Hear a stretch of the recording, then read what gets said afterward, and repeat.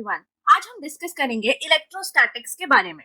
Now अब हम इस वर्ड इलेक्ट्रोस्टैटिक्स को अगर देखें, so this is made up of two words, electro और स्टैटिक्स।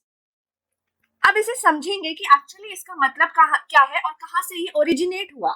सो बेसिकली हम सभी जानते हैं और प्रैक्टिकली भी हमने कभी ना कभी ये चीज ऑब्जर्व करी है कि अगर हम किसी ग्लास रॉड को एक सिल्क के क्लॉथ से रब करें या फिर एक एबोनाइट रॉड को फर्श से और एक प्लास्टिक कोम को ड्राई हेयर के साथ रब करेंगे, तो इसके बाद जब हम इन रॉड्स को, जैसे छोटे हमारे पास पेपर पीसेस होते हैं या फिर we have some pieces of dry leaves, इनके पास लेके जाएंगे तो these small pieces are attracted towards the rod. तो ऐसा क्यों हो रहा है? क्योंकि हमारी जो रॉड है वो एक चार्ज्ड मटेरियल की तरह यहाँ पे अब काम कर रही है, राइट? इसका मतलब है कि हमारी रॉड्स पे कुछ चार्ज जनरेट हुआ है जिसकी वजह से उनके पास एक कैपेसिटी आ गई है कि वो ड्राई पीसेस ऑफ लीव्स या फिर पीसेस ऑफ पेपर को अपनी तरफ अट्रैक्ट या रिपेल व्हाटएवर इट इज कर सक रही है।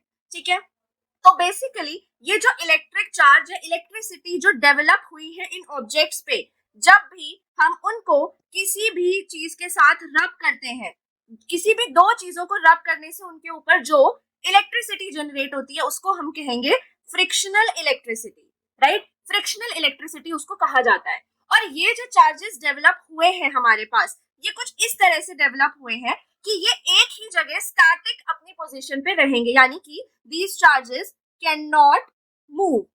अब क्योंकि ये मूव नहीं कर सकते हैं तो इसका मतलब ये स्टैटिक है, और इलेक्ट्रिक चार्ज है तो यहाँ से हमारा इलेक्ट्रो वर्ड आया, और इसीलिए ये जो फ्रिक्शनल इलेक्ट्रिसिटी है इसको स्टैटिक इलेक्ट्रिसिटी या फिर इलेक्ट्रोस्टैटिक्स भी कहा जाता है।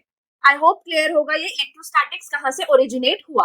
अब अगर हम काइंड्स ऑफ चार्जेस की बात करेंगे तो हम सभी को पता है कि हमारे पास दो टाइप के चार्जेस होते हैं। अब ये चार्जेस कहाँ से पता चले कि दो टाइप के हैं? बिकॉज जो चार्ज, जिस तरह का चार्ज हमारे पास एक ग्लास रॉड पे डेवलप होगा और जिस तरह का चार्ज हमारे पास एक इबोनाइट रॉड पे डेवलप होगा, ये दोनों सेम नहीं होंगे, राइट? तो इनिशियली हिस्टोरिकली इन दोनों को किस तरह का नाम दिया गया?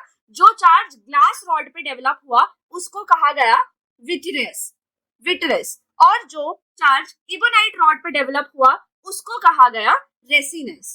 बट फाइनली थोड़े टाइम बाद बेंजामिन फ्रैंकलिन हमारे साइंटिस्ट थे जिन्होंने क्या डिस्कवर किया, और उन्होंने इस कॉन्सेप्ट को इंट्रोड्यूस किया कि ये जो दो चार्जेस है ये क्या है? पॉजिटिव और negative charges depending on their polarity, right? तो इसीलिए अब हमारे पास जो विट्रस चार्ज है उसको कहा गया पॉजिटिव चार्ज, और जो रेसिनस चार्ज है उसे कहा गया नेगेटिव चार्ज।